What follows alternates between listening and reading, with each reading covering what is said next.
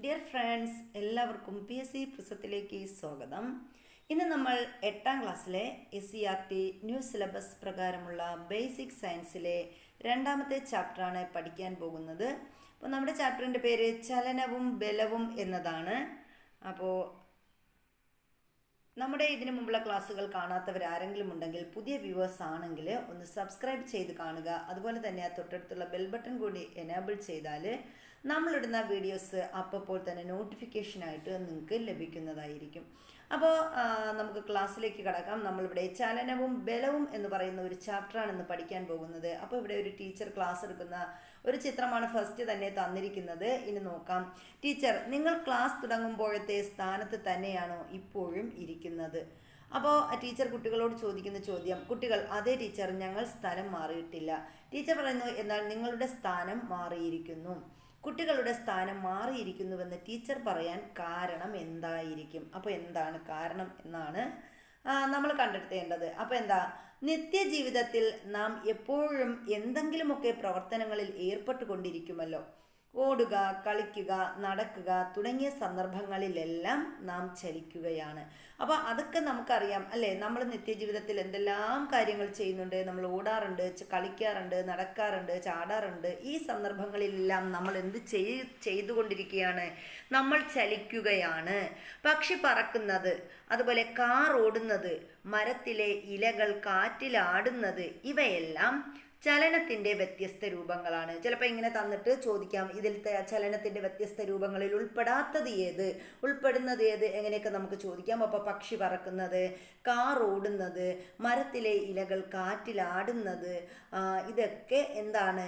ചലനത്തിൻ്റെ വ്യത്യസ്ത രൂപങ്ങളാണ്. അപ്പോൾ ഇവിടെ കുറച്ച് ചിത്രങ്ങളൊക്കെ തന്നിട്ടുണ്ട്. അപ്പോൾ ചിത്രം നമുക്ക് നോക്കാം. ഇവിടെ ഈ ഒരു നമ്മൾ മേളകളിലൊക്കെ പോകുമ്പം അവിടെ കറങ്ങുന്ന ആ ഒരു ഇതുണ്ടല്ലോ, ആ ഒരു ഇത് തന്നിട്ടുണ്ട്. അതുപോലെ ഇവിടെ ഒരു ഹോഴ്സ് റൈഡറെ തന്നിട്ടുണ്ട്. പിന്നെ നമ്മുടെ ഒരു ലോഡ് കയറ്റിയിട്ട് ഒരു ലോറി പോവുകയാണ്. പിന്നെ പക്ഷി പറക്കുന്നത് തന്നിട്ടുണ്ട്. നമ്മുടെ ഗ്രഹങ്ങൾ ചലിക്കുന്നത് തന്നിട്ടുണ്ട്. ഇതേപോലെ നമ്മുടെ മേശയിൽ ഒരു പുസ്തകം വച്ചിരിക്കുന്നതും തന്നിട്ടുണ്ട്. അപ്പോൾ ഒരു വസ്തു ചലിക്കുന്നുണ്ടോ എന്ന് നമുക്ക് എങ്ങനെ മനസ്സിലാക്കാം? അപ്പോൾ ഈ കാണുന്ന വസ്തുക്കളൊക്കെ ചലിക്കുന്നു എന്ന് നമുക്ക് എങ്ങനെയാണ് മനസ്സിലാക്കാൻ സാധിക്കുന്നത്? മുകളിൽ കൊടുത്തിരിക്കുന്ന ചിത്രങ്ങൾ വിശകലനം ചെയ്ത് നോക്കിയാലോ? ചിത്രത്തിൽ കാണിച്ചിരിക്കുന്ന സന്ദർഭങ്ങൾ ഏതെല്ലാം? അപ്പം നമ്മൾ പറയുന്നു, കറങ്ങുന്ന ജയൻറ്റ് വീലിൽ ഇരിക്കുന്ന കുട്ടി. അപ്പോൾ അതൊരു ജയൻറ്റ് വീലാണ്, ജിയാൻറ്റ് വീലിൽ ഇരിക്കുന്ന കുട്ടി. അപ്പോൾ കറങ്ങുന്ന ജിയാൻറ്റ് വീലിൽ ഇവിടെ ആളിരുന്നാൽ എന്ത് ചെയ്യും? ഇത് നമ്മൾ ഒപ്പം ഈ കറങ്ങുന്നതിനനുസരിച്ച് നമ്മളും എന്ത് ചെയ്യും? കറങ്ങിക്കൊണ്ടിരിക്കും. അപ്പോൾ അതാണ് അതിൻ്റെ പ്രത്യേകത. ഇനി ഹോഴ്സ് റൈഡർ ആണെങ്കിലോ, ഹോഴ്സ് പോകുന്നതിനനുസരിച്ച് അയാൾ എന്ത് ചെയ്യുന്നു? കുതിരപ്പുറത്ത് യാത്ര ചെയ്യുന്നുണ്ട്. അതും ഒരു ചലനമാണ്. പിന്നീട് നമ്മൾ ലോഡും വണ്ടി പറഞ്ഞു, അതും എന്താണ്? ചലനമാണെന്ന് പറഞ്ഞു. പിന്നെ ഗ്രഹങ്ങൾ കറങ്ങുന്നത് ചലനമാണ്, പക്ഷി പറക്കുന്നത് ചലനമാണ്. അതുപോലെ മേശയിൽ ഒരു പുസ്തകം ഇരിക്കുന്നു, ആ പുസ്തകം അവിടെ വന്ന് ഇരിക്കുമ്പോൾ അതൊരു ചലനമാണ്, അത് എടുക്കുമ്പോൾ അതും ഒരു ചലനമാണ്. അപ്പോൾ ഇവയിൽ ചുറ്റുപാടിനെ അപേക്ഷിച്ച് സ്ഥാനം മാറുന്നവയും സ്ഥാനം മാറാത്തവയും പട്ടികപ്പെടുത്തി നോക്കും.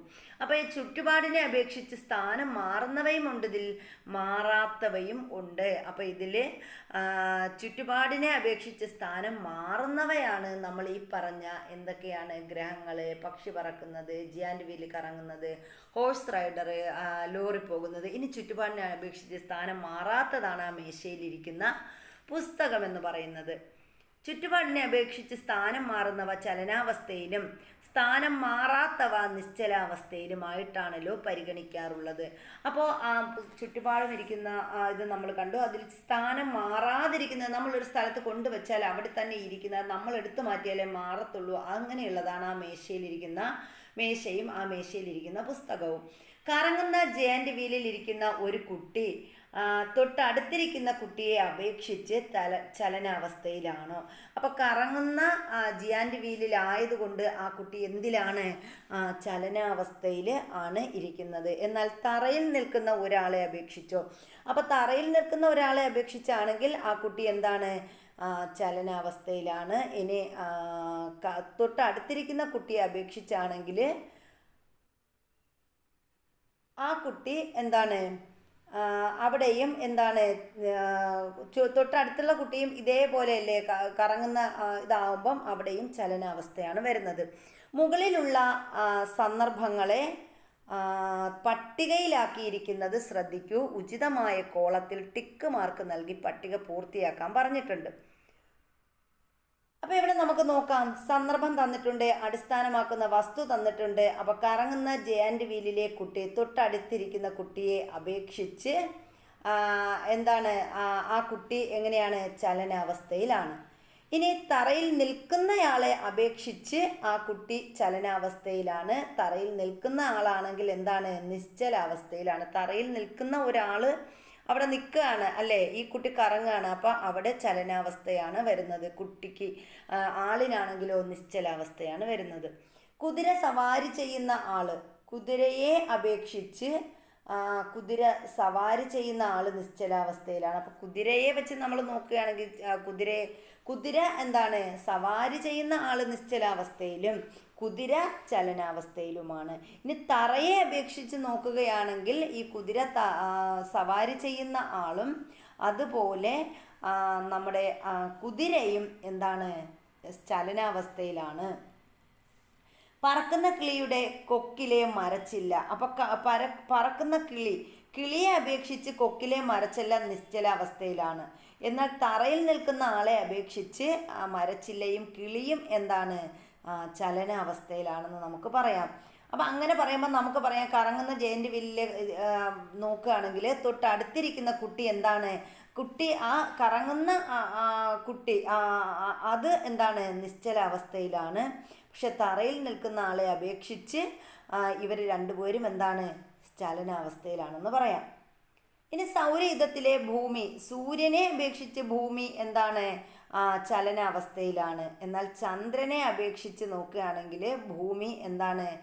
അവിടെയും ഭൂമി ചലനാവസ്ഥയിലാണ്.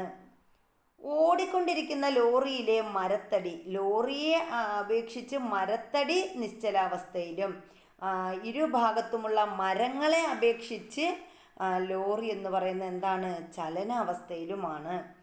ഇനി മേശപ്പുറത്തിരിക്കുന്ന പുസ്തകം, മേശയെ അപേക്ഷിച്ച് പുസ്തകം എന്താണ്? നിശ്ചലാവസ്ഥയിലാണ്. സൂര്യനെ അപേക്ഷിച്ച് മേശ എന്താണ്? സൂര്യനെ അപേക്ഷിച്ച് നോക്കുകയാണെങ്കിൽ മേശ എന്തവസ്ഥയിൽ തന്നെയാണ്? നിശ്ചലാവസ്ഥയിലാണ്. അപ്പോൾ പട്ടികയിൽ നിന്നും നമുക്ക് എന്ത് മനസ്സിലാക്കാം? ഒരു വസ്തു ചലിക്കുന്നുണ്ടോ എന്ന് നിർണ്ണയിക്കാൻ മറ്റേതെങ്കിലും വസ്തുവിനെ അടിസ്ഥാനമാക്കണമല്ലോ. അടിസ്ഥാനമാക്കിയ വസ്തുവിനെ അവലംബക വസ്തു എന്ന് പറയാം.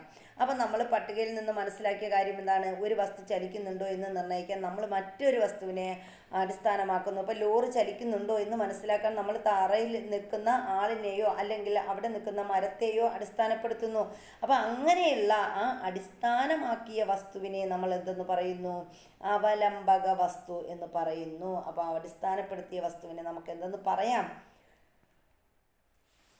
അവലംബക വസ്തു. അപ്പം നമ്മൾ ജയന്റ് വീലിലിരുന്ന് കറങ്ങുന്ന രണ്ട് കുട്ടികൾ, ആ കറങ്ങുന്ന കുട്ടിയെ അപേക്ഷിച്ച് അവിടെ ഇരിക്കുന്ന കുട്ടിയെ അപേക്ഷിച്ച് മറ്റേ കുട്ടിയും രണ്ട് കുട്ടികളും എന്താണ്? നിശ്ചലാവസ്ഥയിലാണ്.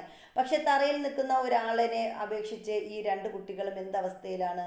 അത് ചലനാവസ്ഥയിലാണ്. അപ്പോൾ തറയിൽ നിന്ന് ഒരാൾ നോക്കുകയാണ്, അങ്ങനെ നോക്കുമ്പോൾ അയാൾ നിശ്ചലാവസ്ഥയിലാണ് നിൽക്കുന്നത്. അപ്പോൾ ഈ കറങ്ങുന്ന കുട്ടികൾ കറങ്ങിക്കൊണ്ടിരിക്കുന്ന അവരിപ്പോൾ എന്തവസ്ഥയിലാണ്? ചലനാവസ്ഥയിലാണ്. അപ്പം അത് ശ്രദ്ധിക്കുക. അപ്പം നമ്മൾ ആദ്യം പറഞ്ഞതിലുള്ള ഒരു തിരുത്തു കൂടിയാണ് അത്. ജിയാൻ്റെ വീലിലിരിക്കുന്ന രണ്ട് കുട്ടികളെ വെച്ച് നോക്കുമ്പോൾ അടുത്തിരിക്കുന്ന കുട്ടി, ഈ കുട്ടിക്ക് അടുത്തിരിക്കുന്ന കുട്ടി എന്തവസ്ഥയിലിരിക്കുന്നതായിട്ട് തോന്നാം? നിശ്ചലാവസ്ഥയിലാണെന്ന് തോന്നാം അല്ലേ? അപ്പോൾ രണ്ടുപേരും എന്താണ്? നിശ്ചലാവസ്ഥയിലാണെന്ന് പറയാം. ഇനി തറയിൽ നിൽക്കുന്ന ഒരാളിനെ സംബന്ധിച്ചിടത്തോളം ഇവർ രണ്ടുപേരും എന്താണ്? ചലനാവസ്ഥയിലാണെന്ന് പറയാം. ക്ലിയർ ആയെന്ന് വിശ്വസിക്കുന്നു. ഒരു വസ്തുവിൻ്റെ ചലനാവസ്ഥയോ നിശ്ചലാവസ്ഥയോ നിർണ്ണയിക്കുന്നതിനെ അടിസ്ഥാനമാക്കുന്ന വസ്തുവാണ് അവലംബക വസ്തു. അപ്പോൾ നമ്മൾ അവലംബക വസ്തുവിനെ കുറിച്ചാണ് പറയുന്നത് അല്ലേ? അവലംബക വസ്തു എന്ന് പറഞ്ഞാൽ നമ്മൾ എന്താണ്? ഒരു വസ്തുവിൻ്റെ ചലനാവസ്ഥ അല്ലെങ്കിൽ അതിൻ്റെ നിശ്ചലാവസ്ഥ. അപ്പം ചലനാവസ്ഥയെയോ നിശ്ചലാവസ്ഥയെയോ നിർണ്ണയിക്കുന്നതിന് അടിസ്ഥാനമാക്കുന്ന വസ്തു, അതിനെയാണ് നമ്മൾ എന്തെന്ന് പറയുന്നത്? അവലംബക വസ്തു എന്ന് പറയുന്നത്. അപ്പോൾ ഈ അവലംബക വസ്തു എന്ന് പറയുമ്പം ഈ അവലംബക വസ്തുവിനെ കേന്ദ്രീകരിച്ചാണ് നമ്മൾ എന്ത് ചെയ്യുന്നത്, ഒരു വസ്തു മറ്റൊരു വസ്തു ചലിക്കുന്നോ അത് നിശ്ചലാവസ്ഥയിലാണോ എന്ന് നിർണയിക്കുന്നത്. അപ്പം ആ ഒരു അടിസ്ഥാനമാക്കുന്ന ഈ നിശ്ചലാവസ്ഥയെയും ചലനാവസ്ഥയെയും അടിസ്ഥാനമാക്കുന്ന വസ്തുവാണ് എന്ത്, അവലംബക വസ്തു. അവലംബക വസ്തുവിനെ അപേക്ഷിച്ച് സ്ഥാനം മാറുന്നുവെങ്കിൽ ഒരു വസ്തു ചലനത്തിലാണ്. അപ്പോൾ അവലംബക വസ്തുവിനെ അപേക്ഷിച്ച് സ്ഥാനം മാറുന്നുണ്ടെങ്കിൽ, ഇപ്പോൾ തറയിൽ നിന്ന് നോക്കുന്ന ഒരാളെ സംബന്ധിച്ചിടത്തോളം ജിയാൻഡ് വീലിൽ ഇരിക്കുന്ന രണ്ട് കുട്ടികൾ എന്താണ്, കറങ്ങിക്കൊണ്ടിരിക്കുകയാണ്. അപ്പോൾ അവിടെ നമുക്ക് എന്തെന്ന് പറയാം, അവർ ചലനത്തിലാണ്, ചലിച്ചു കൊണ്ടിരിക്കുകയാണ്. അപ്പോൾ അവലംബക വസ്തുവിനെ അപേക്ഷിച്ച് സ്ഥാനം മാറുന്നുവെങ്കിൽ ഒരു വസ്തുവിന് ചലനത്തിലാണ് എന്നും ആ ഒരു വസ്തു ചലനത്തിലാണ് എന്നും സ്ഥാനം മാറുന്നില്ലെങ്കിൽ നിശ്ചലാവസ്ഥയിലാണ് എന്നും പറയാം. അപ്പോൾ അവലംബക വസ്തുവിനെ അപേക്ഷിച്ചൊരു വസ്തു ചലിച്ചാൽ നമുക്ക് പറയാം അതെന്താണ്, ചലനത്തിലാണ്. അത് നിശ്ചലമായിട്ടിരിക്കുകയാണെങ്കിൽ നമുക്ക് എന്തെന്ന് പറയാം, അത് നിശ്ചലാവസ്ഥയിലാണെന്ന് പറയാം. അതാണ് അവലംബ വസ്തുവിനെ കേന്ദ്രമാക്കി നമ്മൾ പറയുന്നത്. ചലിക്കുന്ന വസ്തുക്കൾക്ക് സ്ഥാനമാറ്റം സംഭവിക്കുന്നുണ്ടല്ലോ. അപ്പോൾ ചലിക്കുന്ന വസ്തുക്കൾക്ക് എന്ത് സംഭവിക്കും, ഉറപ്പായിട്ടും സ്ഥാനമാറ്റം ഉണ്ടാകും. സ്ഥാനമാറ്റത്തിൻ്റെ അളവ് എങ്ങനെയാണ് കണ്ടെത്തുന്നതെന്നാണ് നമ്മൾ നോക്കുന്നത്. അപ്പം നമ്മളിവിടെ പറഞ്ഞത് ഇത്രയേ ഉള്ളൂ, ചലിക്കുന്ന വസ്തുക്കൾക്ക് എന്തുണ്ട്, സ്ഥാനമാറ്റമുണ്ട്. ആ സ്ഥാനമാറ്റം എങ്ങനെയാണ് സംഭവിക്കുന്നത്, ആ സ്ഥാനമാറ്റത്തിൻ്റെ അളവ് എങ്ങനെയെന്നാണ് അടുത്ത് നമ്മൾ കണ്ടുപിടിക്കാൻ പോകുന്നത്. ഇനി നമ്മൾ പഠിക്കുന്നത് ദൂരമാണ്. ദൂരം 400 മീറ്റർ ട്രാക്കിൻ്റെ ചിത്രമാണ് താഴെ കൊടുത്തിരിക്കുന്നത്. അപ്പോൾ ഇതെന്ന് പറയുന്നത് ഗ്രൗണ്ടാണ്. സങ്കല്പിക്കുക, ഇതൊരു ഗ്രൗണ്ടാണ്. അപ്പം ഈ ഗ്രൗണ്ട് 400 മീറ്റർ ട്രാക്കുള്ളൊരു ഗ്രൗണ്ടാണ് ഈ കാണുന്നത്. അപ്പോൾ അതിൻ്റെ ചിത്രമാണ് നമ്മൾ കണ്ടത്. ഈ ട്രാക്കിൽ 2 റൗണ്ട് പൂർത്തിയാക്കുന്ന ഓട്ടക്കാർ സഞ്ചരിച്ച പാതയുടെ നീളം എന്തായിരിക്കും? അപ്പോൾ അതിൽ തന്നെ നമുക്ക് മനസ്സിലാക്കാം 400 മീറ്റർ ട്രാക്കാണ് ഈ ചിത്രം. അപ്പോൾ ഇതിൽ 2 റൗണ്ട് വന്നാൽ അവർ എത്ര ട്രാക്ക് പൂർത്തിയാക്കും? 2 റൗണ്ട് പൂർത്തിയാക്കുമ്പം ഇവർ ഓട്ടക്കാർ സഞ്ചരിച്ച പാതയുടെ നീളം എത്രയായിരിക്കും? അപ്പം 4 × 2 400 × 2 അപ്പോൾ എത്രയായിരിക്കും? 800 ആയിരിക്കും. ഇനി ഒരു വസ്തു സഞ്ചരിച്ച പാതയുടെ നീളമാണ് ദൂരം. അപ്പോൾ എന്താ ദൂരം എന്ന് പറഞ്ഞാൽ, ഒരു വസ്തു സഞ്ചരിക്കുന്നു, ആ വസ്തു സഞ്ചരിച്ച പാതയുടെ നീളം. ഇപ്പോൾ ഇവിടെ നമ്മൾ നോക്കുകയാണെങ്കിൽ ഒരു വസ്തുത ഇവിടെ നിന്ന് ഇവിടം വരെ സഞ്ചരിക്കുന്നു, ആ സഞ്ചരിച്ച പാതയുടെ ദൂരം. ഇനി വീണ്ടും ഇവിടെ നിന്ന് ഇതുവരെ ഇത് സഞ്ചരിക്കുന്നു. അപ്പോൾ ഇങ്ങനെ സഞ്ചരിച്ച ആ ഒരു പാതയുടെ നീളം, അതിനെയാണ് നമ്മൾ എന്തെന്ന് പറയുന്നത്? ദൂരം എന്ന് പറയുന്നത്. ഇനി ദൂരത്തിൻ്റെ SI യൂണിറ്റാണ് മീറ്റർ. അപ്പോൾ ദൂരത്തിൻ്റെ SI യൂണിറ്റ് എന്താണ്? മീറ്ററാണ്. ദൂരം SI യൂണിറ്റർ, ഇൻ്റർനാഷണൽ സിസ്റ്റം ഓഫ് യൂണിറ്റ് എന്ന് പറയുന്നത്, അതാണ് നമ്മൾ SI യൂണിറ്റ് എന്ന് പറയുന്നത്. അപ്പോൾ ദൂരത്തിൻ്റെ SI യൂണിറ്റ് എന്താണെന്ന് ചോദിച്ചാൽ നമ്മൾ പറയണം മീറ്ററാണ്. വാഹനങ്ങളിൽ സഞ്ചരിച്ച ദൂരം കാണിക്കുന്ന ഉപകരണം നിങ്ങൾ ശ്രദ്ധിച്ചിട്ടില്ലേ? ഈ ഇരിക്കുന്നതാണ് നമ്മുടെ വാഹനങ്ങളിൽ. നമുക്കറിയാം വാഹനങ്ങളുടെ ഫ്രണ്ടിൽ തന്നെ എന്താണ്, നമ്മൾ ഡ്രൈവിംഗ് സീറ്റിൽ തന്നെ ഇതേപോലെ ഒരു സാധനം വെച്ചിട്ടുണ്ട്. ഇതാണ് വാഹനങ്ങൾ സഞ്ചരിച്ച ദൂരം കാണിക്കുന്ന ഉപകരണമാണ്. ഇതിൻ്റെ സൂചി അങ്ങോട്ട് പോവാം, ഇങ്ങോട്ട് വരാം, ഇങ്ങനെ കൂടിക്കൂടി നമ്മൾ കൂടുതൽ ഓടുന്നതിനനുസരിച്ച് ഇത് കൂടിക്കൂടി പോകാം.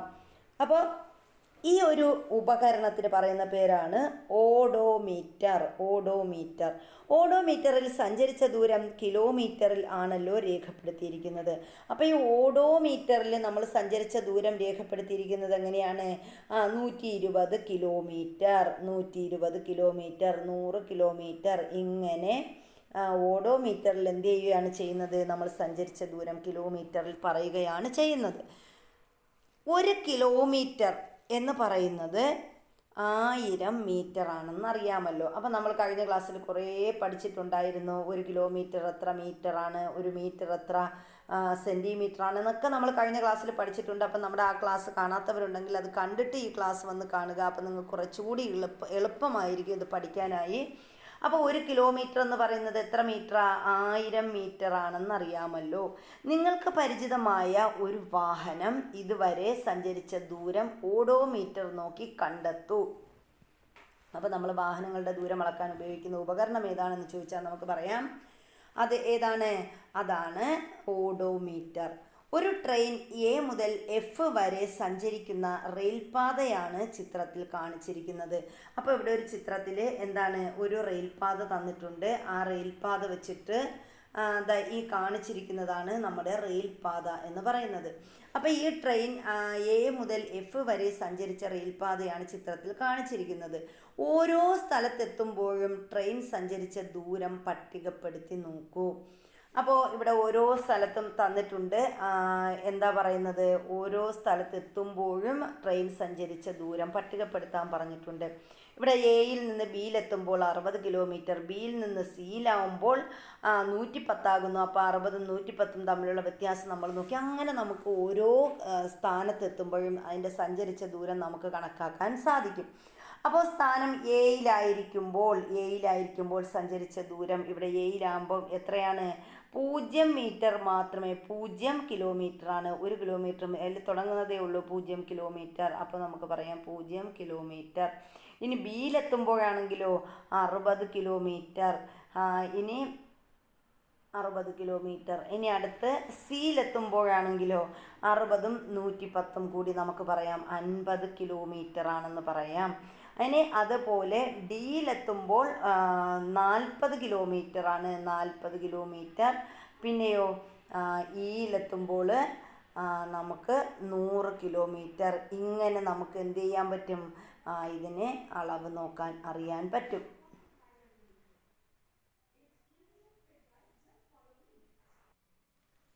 ഇനി നമ്മളിവിടെ തന്നിരിക്കുന്നത് ഓടുന്ന ചിത്രമാണ് അല്ലേ, ഓട്ടം ഫിനിഷിലെത്തുന്ന ചിത്രമാണ് നമ്മളിവിടെ കാണുന്നത്. ഒളിമ്പിക്സിൽ 100 മീറ്റർ ഓട്ടത്തിൻ്റെ ഫോട്ടോ ഫിനിഷ് ചിത്രമാണ് മുകളിൽ. ഇതിൽ വിജയിയെ കണ്ടെത്തിയത് എങ്ങനെയായിരിക്കും? കുറഞ്ഞ സമയത്തിനുള്ളിൽ 100 മീറ്റർ ഓടിയെത്തിയ കായിക താരമായിരിക്കുമല്ലോ വിജയ്. അപ്പോൾ നമുക്ക് അറിയാം അത് അങ്ങനെയാണ്. നമ്മൾ വിജയെ കണ്ടെത്തുന്നത് സെക്കൻഡുകളുടെ വ്യത്യാസത്തിലായിരിക്കും. ചിലപ്പോൾ എല്ലാവരും നമ്മൾ നോക്കുമ്പോൾ എല്ലാവരും ഫിനിഷിംഗ് പോയിന്റിൽ കാലെടുത്ത് വെച്ചിരിക്കുകയാണ് അല്ലേ. അപ്പോൾ എല്ലാവരും അടുത്തെത്തി. അപ്പോൾ ഇതിൽ വിജയെ തിരഞ്ഞെടുക്കുന്നത് സെക്കൻഡുകളുടെ വ്യത്യാസത്തിലായിരിക്കും വിജയി നമുക്ക് കാണാൻ പറ്റുന്നത്. ഇനി നമുക്കൊരു പരീക്ഷണം നോക്കാം. ഉയരമുള്ള ഒരു ഗ്ലാസ് ജാർ എടുക്കുക. അതിൽ മുകളിലും താഴെയും യഥാക്രമം എ ബി എന്നിങ്ങനെ മാർക്ക് ചെയ്യുക. അതായത് ഇവിടെ ഒരു ഉയരമുള്ളൊരു ഗ്ലാസ് ജാറ് തന്നിട്ടുണ്ട്. അപ്പോൾ ഇതിൽ നമ്മൾ എ ബി ഇങ്ങനെ നമ്മൾ എന്ത് ചെയ്യുക, മാർക്ക് ചെയ്യുക. അതിനുശേഷം എയും ബിയും ഇവിടെ മാർക്ക് ചെയ്തിട്ടുണ്ട്. ഇവിടെ പറഞ്ഞിരിക്കുന്നത് എന്താണ്? ഗ്ലാസ് ജാറിൽ ഗ്ലിസറിൻ ഒഴിച്ച് മുകളിൽ നിന്ന് ഒരു കല്ലിടുക. ഗ്ലാസ് ജാറിൽ നമ്മളിതാ ഇവിടെ നിന്ന് ഇവിടം വരെ നമ്മൾ ഗ്ലാസ് ജാറിൽ എന്തൊഴിച്ചിരിക്കുകയാണ്? ഗ്ലിസറിൻ ഒഴിച്ചിരിക്കുകയാണ്. ഇനി മുകളിൽ നിന്ന് നമ്മൾ താഴേക്ക് ഒരു കല്ലിട്ട് കൊടുക്കുകയാണ്. കല്ല് എയിൽ നിന്നും ബിയിലെത്താൻ എടുക്കുന്ന സമയം സ്റ്റോപ്പ് വാച്ച് ഉപയോഗിച്ച് കണ്ടെത്തുക. അപ്പോൾ നമ്മൾ എന്ത് ചെയ്യണം? മുകളിൽ നിന്ന് താഴെ കല്ല് എത്തുന്നതിനുള്ള ഒരു ടൈമുണ്ട്. ആ ടൈം നമ്മൾ സ്റ്റോപ്പ് വാച്ച് ഉപയോഗിച്ച് കണ്ടെത്താൻ പറഞ്ഞിട്ടുണ്ട്. കല്ല് ബിയിലെത്താനുള്ള സമയം എത്രയാണ്? സഞ്ചരിച്ച ദൂരം അതെത്രയാണ്? 1 സെക്കൻഡ് കൊണ്ട് കല്ല് സഞ്ചരിച്ച ദൂരം.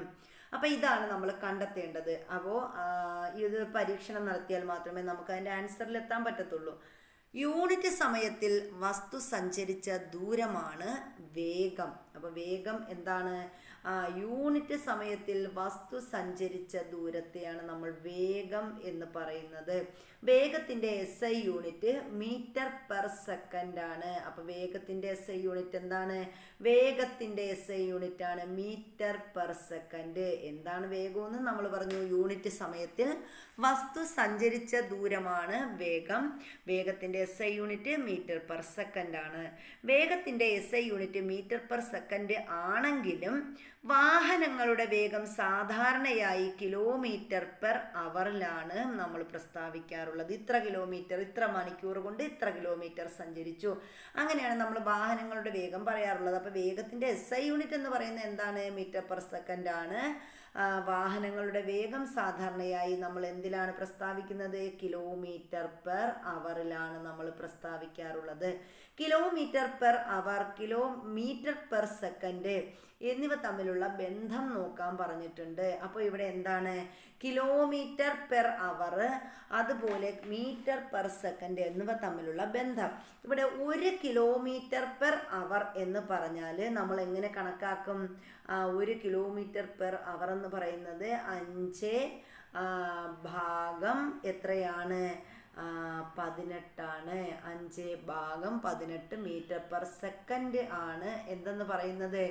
1 കിലോമീറ്റർ പെർ അവർ എന്ന് പറയുന്നത്.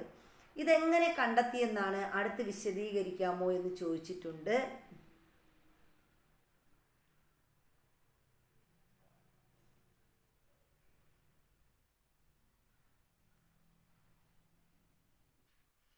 അപ്പോൾ എങ്ങനെ ഇത് കണ്ടെത്തിയെന്ന് നമുക്ക് ഇത് നോക്കാം.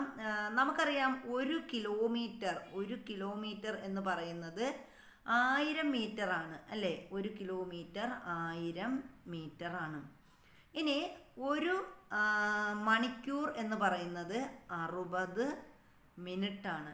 അപ്പോൾ ഈ 60 മിനിറ്റിനെ നമ്മൾ മീറ്റർ പെർ സെക്കൻഡിലോട്ട് മാറ്റണം അല്ലേ? 60 മിനിറ്റ് എന്ന് പറയുമ്പോൾ നമുക്ക് 60 × 60 എത്ര ആവും? 3600. അപ്പോൾ 1000/3600 എന്ന് കിട്ടും. ഇനി ഈ രണ്ടും വെട്ടിപ്പോയി ബാക്കി നമുക്ക് കിട്ടുന്നത് എന്താണ്? 10/36 എന്ന് കിട്ടും. 10/36 എന്ന് നമുക്കിവിടെ കിട്ടി. ഇനി ഇത് നമ്മൾ എന്ത് ചെയ്യും? ഇതിൽ നമുക്ക് 2 കൊണ്ട് ഇതിനെ വെട്ടാൻ പറ്റും. അപ്പോൾ 2 10ൽ 2 എത്ര പ്രാവശ്യം അടങ്ങും? 5 പ്രാവശ്യം അടങ്ങും. 36ൽ 18 പ്രാവശ്യം 2 അടങ്ങും. അങ്ങനെ നമുക്കിവിടെ എത്രയെന്ന് ആൻസർ കിട്ടി? 5/18 മീറ്റർ പെർ സെക്കൻഡ് എന്ന് ആൻസർ നമുക്കിവിടെ കിട്ടും. അങ്ങനത്തെ ആൻസറാണ് ഇവിടെ കിട്ടിയിരിക്കുന്നത്, മീറ്റർ പെർ സെക്കൻഡ്. അപ്പോൾ ഇതാണ് നമ്മുടെ ആൻസർ എന്ന് പറയുന്നത്. ഇത് നിങ്ങൾ ഇത് മാത്രം നോക്കിയാൽ മതി, ബാക്കിയൊക്കെ നമ്മൾ ആദ്യം ആ ഒരു ഇതിൽ ഓർഡറിൽ ഒന്ന് ചെയ്ത് നോക്കിയാൽ മതി. ഇനി അടുത്ത് നമ്മൾ പറയുന്നത് എ എന്ന ബസ് 5 സെക്കൻഡ് കൊണ്ട് 75 മീറ്റർ സഞ്ചരിച്ചു. അപ്പോൾ ഇവിടെ എ എന്ന് പറയുന്നൊരു ബസ്സാണ്. ആ ബസ് 5 സെക്കൻഡ് കൊണ്ട് എത്ര മീറ്റർ സഞ്ചരിച്ചു? 75 മീറ്റർ സഞ്ചരിച്ചു. ബി എന്ന ബസ് 7 സെക്കൻഡ് കൊണ്ട് 112 മീറ്റർ സഞ്ചരിച്ചു. ഏത് ബസ്സാണ് കൂടുതൽ വേഗം സഞ്ചരിച്ചത്? അപ്പോൾ ഇതിൽ ഏത് ബസ്സാണ് കൂടുതൽ വേഗം സഞ്ചരിച്ചത് എന്ന് നോക്കാനാണ് പറഞ്ഞത്. വാഹനങ്ങളുടെ വേഗം കാണിക്കുന്ന ഉപകരണമാണ് സ്പീഡോമീറ്റർ. അപ്പോൾ നമ്മൾ നേരത്തെ തന്നെ പറഞ്ഞു എന്താണ്, വാഹനങ്ങളുടെ വേഗം കാണിക്കുന്ന ഉപകരണം ഏതാണെന്ന് നമ്മൾ പഠിച്ചിട്ടുണ്ട്. നമുക്കറിയാം സ്പീഡോമീറ്റർ ആണ്. അപ്പോൾ അത് നമുക്ക് ഒന്ന് നോക്കാം. അപ്പോൾ ഇവിടെ എ എന്ന ബസ് 5 സെക്കൻഡ് കൊണ്ട് 75 മീറ്റർ സഞ്ചരിച്ചു. അപ്പം നമുക്ക് നോക്കാം എത്ര മീറ്ററാണ്? 75 മീറ്റർ. എത്ര സെക്കൻഡ് കൊണ്ട്? 5 സെക്കൻഡ് കൊണ്ടാണ് ഇവിടെ സഞ്ചരിച്ചിരിക്കുന്നത്. അപ്പോൾ 75/5 നമുക്ക് എത്രയെന്ന് കിട്ടും? 5 നമുക്ക് നോക്കുകയാണെങ്കിൽ 15 മീറ്റർ പെർ സെക്കൻഡ് എന്ന് നമുക്കിവിടെ കിട്ടും. അപ്പോൾ 15, ആദ്യത്തെ ഉത്തരം 15 മീറ്റർ പെർ സെക്കൻഡ് എന്ന് കിട്ടി. ഇനി രണ്ടാമത്തത് എങ്ങനെയാ? ബി എന്ന ബസ് 7 സെക്കൻഡ് കൊണ്ട് 112 മീറ്റർ സഞ്ചരിച്ചു. അപ്പം നമ്മൾ 112/7 നോക്കുക. അപ്പം നമ്മൾ 112 മീറ്റർ 7 സെക്കൻഡ്. അപ്പം നമുക്ക് എങ്ങനെ കിട്ടണം? 7നെ 112, 7ൽ 112, 112ൽ എത്ര തവണ ഉണ്ടെന്ന് നോക്കിയാൽ നമുക്കറിയാം എത്ര തവണ വരും? 16 തവണയാണ്. അപ്പം 16 മീറ്റർ പെർ സെക്കൻഡ് എന്നിവിടെ നമുക്ക് ആൻസർ കിട്ടും. അപ്പോൾ ഇതിൽ ഏറ്റവും കൂടുതൽ ഏത് ബസ്സാണ് ദൂരം സഞ്ചരിച്ചത് എന്ന് ചോദിച്ചാൽ നമുക്ക് പെട്ടെന്ന് പറയാൻ പറ്റും രണ്ടാമത്തെ ബസ്സാണ്. കാരണം അത് 16 മീറ്റർ പെർ സെക്കൻഡാണ് സഞ്ചരിച്ചത്. ആദ്യത്തേത് 15 മീറ്റർ പെർ സെക്കൻഡ് സഞ്ചരിച്ചു. അപ്പോൾ ഇവിടുത്തെ ഉത്തരം എത്രയാണ്? 16 മീറ്റർ പെർ സെക്കൻഡോടുകൂടി രണ്ടാമത്തെ ബസ്സാണ് കൂടുതൽ ദൂരം സഞ്ചരിച്ചത്. വാഹനങ്ങളുടെ വേഗം കാണിക്കുന്ന ഉപകരണമാണ് സ്പീഡോമീറ്റർ എന്ന് നമ്മൾ പറഞ്ഞു. സ്കൂൾ കായികമേളയിൽ 3 കുട്ടികൾ പങ്കെടുത്തതിൻ്റെ വിശദാംശങ്ങൾ താഴെ പട്ടികയിൽ കൊടുത്തിട്ടുണ്ട്. ഇവരിൽ വേഗം കൂടിയ താരത്തെ കണ്ടെത്താമോ? അപ്പോൾ ഇവിടെ ഒരു വർക്ക്ഷീറ്റാണ് തന്നിരിക്കുന്നത്. എന്താ പറഞ്ഞിരിക്കുന്നത്? 3 കുട്ടികളുടെ വേഗം പറഞ്ഞിട്ടുണ്ട്. അപ്പോൾ അവിടെ പറഞ്ഞിരിക്കുന്നത് എ എന്ന കുട്ടി 400 മീറ്റർ, അതായത് 180 സെക്കൻഡ് കൊണ്ട് 400 മീറ്റർ സഞ്ചരിച്ചെങ്കിൽ അതിൻ്റെ വേഗം എത്രയാണ്? അപ്പം 400/180 കണ്ടു കഴിഞ്ഞാൽ നമുക്ക് ആ വേഗം കിട്ടും. ഇനി ബി എന്ന കുട്ടി 400 മീറ്റർ ദൂരം സഞ്ചരിച്ചു, എത്ര സെക്കൻഡ് കൊണ്ടാണ്? 120 സെക്കൻഡ് കൊണ്ട്. അപ്പോൾ അത് നമുക്കത് നോക്കാം. ഇനി 400 മീറ്റർ സി എന്ന കുട്ടി സഞ്ചരിച്ചത് 400 സെക്കൻഡ് കൊണ്ടാണ്. അപ്പോൾ അതിൽ ഏറ്റവും വേഗം കൂടിയ താരം ഇപ്പം ഈ കാണുന്നതിൽ നിന്ന് തന്നെ നമുക്ക് പെട്ടെന്ന് കണ്ടെത്താൻ പറ്റും. 120 സെക്കൻഡ് കൊണ്ട് 400 മീറ്റർ ഓടിയെത്തിയ കുട്ടിയായിരിക്കും ഇവിടെ വിജയ് എന്ന് പറയുന്നത്. അപ്പോൾ ഇത് ഓരോ സെക്കൻഡും എത്രയാണെന്നൊന്ന് കണ്ടെത്തി നോക്കുക. 1 സെക്കൻഡിൽ സഞ്ചരിക്കുന്ന ദൂരമാണ് വേഗം എന്ന് പറയുന്നത്. അപ്പോൾ 1 സെക്കൻഡിൽ സഞ്ചരിക്കുന്ന ദൂരമാണ് നമ്മൾ എന്തെന്ന് പറയുന്നത്? വേഗം. എല്ലായ്പ്പോഴും 1 സെക്കൻഡിൽ സഞ്ചരിക്കുന്ന ദൂരം ഒരുപോലെ ആയിരിക്കുമോ? അല്ല. അപ്പോൾ ഒരു ഇതുണ്ട്, നമുക്കൊരു പരിശോധിക്കാം എന്ന് പറഞ്ഞിട്ടുണ്ട്. അപ്പോൾ എന്താണ്? 1 സെക്കൻഡിൽ സഞ്ചരിക്കുന്ന ദൂരമാണ് നമ്മൾ എന്തെന്ന് പറയുന്നത്? വേഗം. അപ്പോൾ ഈ വേഗം എല്ലായ്പ്പോഴും 1 സെക്കൻഡിൽ സഞ്ചരിക്കുന്ന ദൂരം എല്ലായ്പ്പോഴും ഒരുപോലെ ആയിരിക്കുമോ എന്ന് ചോദിച്ചിട്ടുണ്ട്. അത് അല്ല. ഇനി നമ്മൾ സമവേഗവും അസമവേഗവുമാണ് പഠിക്കാൻ പോകുന്നത്. അപ്പോൾ എന്താണ് സമവേഗം, എന്താണ് അസമവേഗം എന്ന് നോക്കാം. ക്ലോക്കിൻ്റെ ഡയൽ ചിത്രത്തിൽ കൊടുത്തിരിക്കുന്നു. അപ്പോൾ ഇവിടെ ഒരു ചിത്രത്തിൽ ക്ലോക്ക് ഡയൽ ചെയ്തിരിക്കുന്നു. ക്ലോക്കിൻ്റെ ഒരു ഇത് തന്നിട്ടുണ്ട്. ഇനി നമുക്ക് നോക്കാം. ഇവിടെ തന്നിട്ടുണ്ട് എന്ന് നമ്മൾ കണ്ടു. ഇനി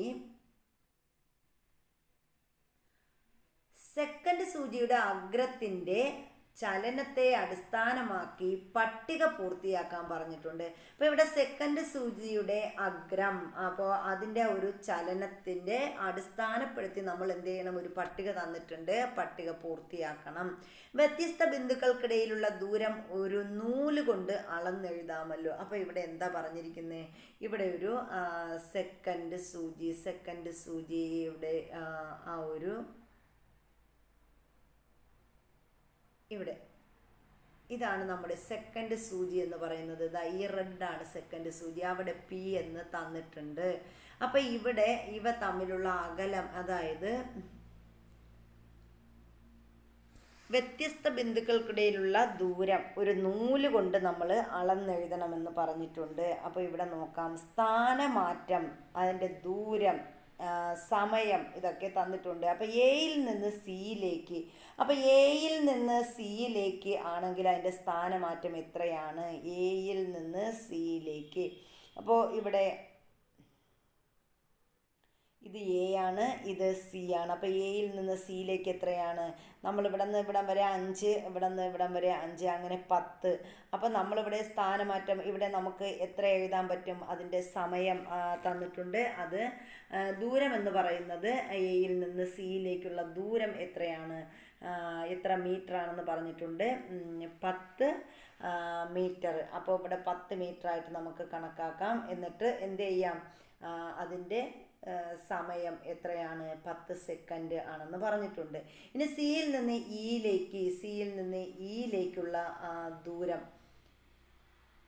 അപ്പോൾ അത് നമുക്ക് നോക്കാം. ഇവിടെ സി തന്നിട്ടുണ്ട്. ഇതാണ് സി, ഇതാണ് ഇവിടെയാണ് ഇ എന്ന് പറയുന്നത്. അപ്പോൾ സിയിൽ നിന്ന് ഇയിലേക്കുള്ള ദൂരം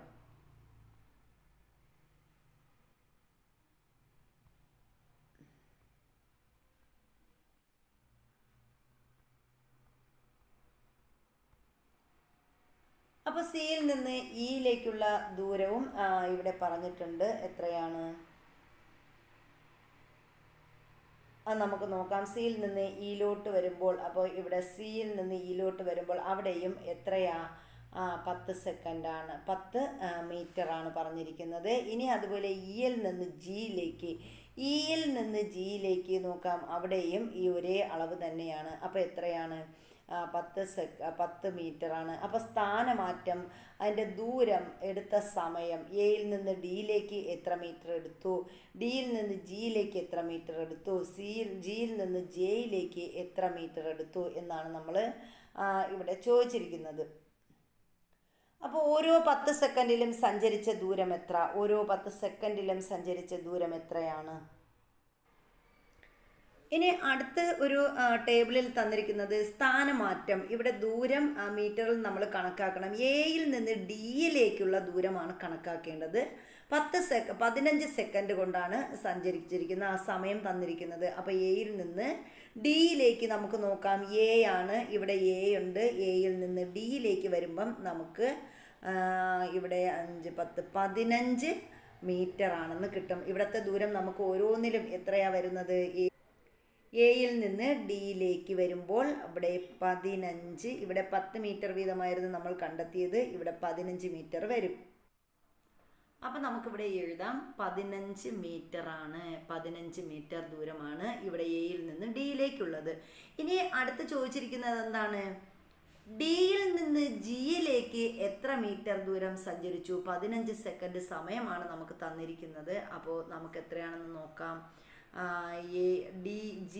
നമ്മുടെ ഡിയിൽ നിന്ന് ജിയിലേക്ക്, ഇതാണ് നമ്മുടെ ഡിയിൽ നിന്ന് ജിയിലേക്ക് വരുമ്പോഴും എത്രയാണ്? 15 മീറ്റർ തന്നെയാണ് ഇവിടെ സഞ്ചരിച്ചിരിക്കുന്നത്, 15 മീറ്റർ. അതുപോലെ ജിയിൽ നിന്ന് അടുത്ത് വരുന്നത് എവിടെയാണ്? ജെയിലേക്ക് ആണ്. ജിയിൽ നിന്ന് ജെയിലേക്ക് നോക്കാം. ജിയിൽ നിന്ന് ജെയിലേക്ക് സഞ്ചരിച്ച ദൂരവും എത്രയാണ്? 15 മീറ്റർ ആണ്. അപ്പോൾ 15 മീറ്റർ 15 സെക്കൻഡ്. അപ്പോൾ ഇതാണ് ഇവിടെ നമുക്ക് തന്നിരിക്കുന്ന സ്ഥാനമാറ്റം, ദൂരവും കണ്ടെത്താനുള്ളത്. ഇനി ഓരോ 10 സെക്കൻഡിലും സഞ്ചരിച്ച ദൂരം എത്ര? അപ്പോൾ ഇവിടെ അടുത്ത് ചോദിച്ചിരിക്കുന്നത് എന്താണ്? ഓരോ 10 സെക്കൻഡിലും സഞ്ചരിച്ച ദൂരം എത്ര? ഓരോ 10 സെക്കൻഡിലും ആണെങ്കിൽ എത്ര ദൂരം സഞ്ചരിച്ചു? 10 മീറ്റർ ദൂരം സഞ്ചരിച്ചു. ഓരോ 15 സെക്കൻഡിലും സഞ്ചരിച്ച ദൂരം എത്രയാണ്? 15 മീറ്റർ ദൂരമാണ് ഇവിടെ സഞ്ചരിച്ചത്. ഇവിടെ 10 മീറ്റർ ദൂരവുമാണ് സഞ്ചരിച്ചത്. അപ്പോൾ ഇതാണ് നമ്മുടെ ഉത്തരം. ഇനി നമ്മൾ തുല്യ ഇടവേളകളിൽ സഞ്ചരിച്ച ദൂരം തുല്യമാണല്ലോ. അപ്പോൾ തുല്യ ഇടവേളകളിൽ സഞ്ചരിച്ച ദൂരം എങ്ങനെയാണ്? തുല്യമാണ്. വസ്തുക്കളുടെ ഇത്തരത്തിലുള്ള ചലനം സമവേഗത്തിലാണെന്ന് പറയാം. അപ്പോൾ സമവേഗത്തിലാണെന്ന് പറയുമ്പോൾ നമുക്കറിയാം അവിടെ എന്താണ്? തുല്യ ദൂരം സഞ്ചരിച്ച ദൂരമാണ്. തുല്യ ഇടവേളകളിൽ സഞ്ചരിച്ച ദൂരം തുല്യമാണെങ്കിൽ അതിനെ നമുക്ക് എന്തെന്ന് പറയാം? സമവേഗമെന്ന് പറയാം. സമവേഗ ചലനത്തിൻ്റെ നിർവചനമാണ് ഇനി പറയുന്നത്. അത് നമുക്ക് നോക്കി പഠിച്ച് തന്നെ പോകണം. ഒരു വസ്തു തുല്യ സമയ ഇടവേളകളിൽ തുല്യ ദൂരം സഞ്ചരിക്കുന്നുവെങ്കിൽ അത് സമവേഗത്തിലാണ്. അപ്പോൾ എന്താ സമവേഗം എന്ന് പറഞ്ഞാൽ? ഒരു വസ്തു തുല്യ സമയ ഇടവേളകളിൽ തുല്യ ദൂരം സഞ്ചരിച്ചാൽ അതിനെ നമുക്ക് എന്തെന്ന് പറയാം? ആ വസ്തു നമുക്ക് സമവേഗത്തിലാണ് എന്ന് പറയാം. എന്നാൽ നിത്യജീവിതത്തിലുള്ള ചലനങ്ങളെല്ലാം ഇത്തരത്തിലാണോ? അപ്പം നമ്മൾ നിത്യജീവിതത്തിൽ കാണുന്ന ചലനങ്ങൾ ഇത്തരത്തിലല്ല എന്ന് നമുക്ക് പറയാം. പക്ഷികൾ പറക്കുന്നതും മനുഷ്യർ നടക്കുന്നതും പന്ത് ഉരുളുന്നതും ഒന്നും സമവേഗത്തിലല്ല. അപ്പോൾ അത് നമ്മൾ ഓർക്കണം. പക്ഷികൾ പറക്കുന്നത്, മനുഷ്യർ നടക്കുന്നത്, പന്ത് ഉരുളുന്നത്, ഇതൊന്നും സമവേഗത്തിലല്ല സംഭവിക്കുന്നത്. ഇതെല്ലാം അസമവേഗത്തിലുള്ള ചലനങ്ങളാണ്. ചിലപ്പോൾ താഴെ തന്നിരിക്കുന്നതിൽ സമവേഗത്തിന് ഉദാഹരണം എഴുതുക, എന്നിട്ട് ഇതിൽ ഒന്ന് ചേർക്കാം. മനുഷ്യർ നടക്കുന്നത് സമവേഗത്തിന് ഉദാഹരണമാണോ? അല്ല, അത് അസമവേഗമാണ്. പന്തുരുളുന്നത് അസമവേഗത്തിലുള്ള ചലനമാണ്. പക്ഷി പറക്കുന്നത് അസമവേഗത്തിലുള്ള ചലനമാണ്. അപ്പോൾ അസമ ചലനത്തിൻ്റെ നിർവചനം എഴുതി നോക്കാനും പറഞ്ഞിട്ടുണ്ട്. അപ്പം നമുക്ക് പറയാം എന്താണ്? ഒരു വസ്തു തുല്യ സമയ ഇടവേളകളിൽ തുല്യ ദൂരം സഞ്ചരിക്കുന്നില്ലെങ്കിൽ അത് എന്തെന്ന് നമുക്ക് പറയാം? അസമവേഗത്തിലാണെന്ന് പറയാം. തുല്യ ദൂരം സഞ്ചരിച്ചാലാണല്ലോ അത് സമവേഗത്തിൽ വരുന്നത്. തുല്യ ദൂരം സഞ്ചരിച്ചില്ലെങ്കിൽ അത് അസമവേഗത്തിലാണെന്ന് പറയാം. സാവധാനം പോകുന്ന സൈക്കിൾ മുതൽ ചീറിപ്പായുന്ന വാഹനങ്ങൾ വരെ റോഡുകളിൽ നാം കാണാറില്ലേ? അമിത വേഗവും അശ്രദ്ധയും മൂലമുള്ള റോഡ് അപകടങ്ങൾ നിത്യേന വാർത്തയാകാറുണ്ടല്ലോ. ഇത്തരം അപകടങ്ങൾ ഒഴിവാക്കാൻ നമുക്ക് എന്തെല്ലാം ചെയ്യാൻ കഴിയും? ചർച്ച ചെയ്യാൻ പറഞ്ഞിട്ടുണ്ട്. എന്തുകൊണ്ടാണ് ചലനം ഉണ്ടാകുന്നതെന്ന് ചിന്തിച്ചിട്ടുണ്ടോ എന്നും ചോദിച്ചിട്ടുണ്ട്. എന്തുകൊണ്ടാണ് ചലനം ഉണ്ടാകുന്നത്? അപ്പോൾ ചലനം ഉണ്ടാകുന്നതിന് കാരണം എന്താണ്? ബലമാണ് ചലനം ഉണ്ടാകുന്നതിനുള്ള കാരണം. ഒരു വസ്തു നിശ്ചലമായിരുന്ന കഴിഞ്ഞാൽ ആ വസ്തു നമുക്ക് നിശ്ചല അവസ്ഥയിലാണെന്ന് പറയാം. അപ്പോൾ ഒരു നിശ്ചല അവസ്ഥയിലിരിക്കുന്ന പന്തിനെ നമ്മൾ എന്ത് ചെയ്യുന്നു? ഒന്ന് ഉരുട്ടുന്നു, തള്ളുന്നു. അപ്പോൾ അവിടെ നമ്മളൊരു ബലം പ്രയോഗിക്കുകയല്ലേ. അപ്പോൾ ചലനം ഉണ്ടാകുന്നതിനുള്ള കാരണം എന്താണ്? ബലമാണ്. അപ്പോൾ ഇത്രയുമാണ് നമ്മുടെ ഈ ഒരു ക്ലാസ് എന്ന് പറയുന്നത്. ബാക്കി നമ്മൾ അടുത്ത ക്ലാസ്സിൽ എടുക്കുന്നതായിരിക്കും. അപ്പോൾ നമ്മുടെ ക്ലാസ്സുകൾ ഇഷ്ടപ്പെട്ടാൽ ലൈക്ക് ചെയ്യാൻ മറക്കരുത്. നിങ്ങളുടെ കമൻറ്റുകൾ എന്തായാലും കമൻറ്റ് ബോക്സിൽ ഇടുക. അപ്പോൾ നമ്മുടെ ചാനൽ സബ്സ്ക്രൈബ് ചെയ്യാതെ കാണുന്ന ആരെങ്കിലും ഉണ്ടെങ്കിൽ ഒന്ന് സബ്സ്ക്രൈബ് ചെയ്ത് സപ്പോർട്ട് ചെയ്യുക. അപ്പോൾ എല്ലാവർക്കും നല്ലൊരു ദിവസം ആശംസിക്കുന്നു. താങ്ക്